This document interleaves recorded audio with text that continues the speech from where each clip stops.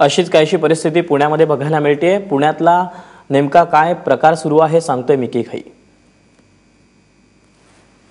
500 आणि 1000च्या नोटा चलनातून रद्द झाल्यानंतर बँकांच्या बाहेर मोठे मोठे रांगा पाहायला मिळतात। लोक या ठिकाणी त्यांचे पैसे बदलण्यासाठी त्याचबरोबर बँकांमध्ये पैसे भरण्यासाठी या ठिकाणी गर्दी करतात। काल केंद्र सरकारने एक नवीन निर्णय काढला की घोषणा केलेली आहे की जे कोणी पैसे बदलण्यासाठी आणि भरण्यासाठी या ठिकाणी बँकांमध्ये येत आहेत त्यांच्या बोटावर या ठिकाणी शाई लावण्यात यावी। परंतु पुण्यातील अनेक बँकांमध्ये अजून देखील शाई पोचलेली नाहीयेत। आपण आहोत पुण्यातील शिवाजीनगर या बँक ऑफ इंडियामध्ये। या ठिकाणी देखील अजून देखील शाई नाहीये, परंतु लोकांची मोठ्या प्रमाणात गर्दी आहे। त्यांना पैसे बदलून हवेत, पैसे भरण्यासाठी या ठिकाणी लोक गर्दी करतायत। तो या ठिकाणी बँकांमध्ये अजून देखील शाई आलेली नाहीये।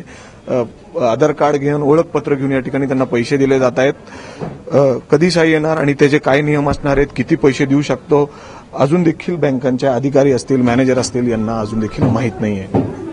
कॅमेरामॅन राजेश बेडकर सह मिकी घई, एबीपी माझा, पुणे।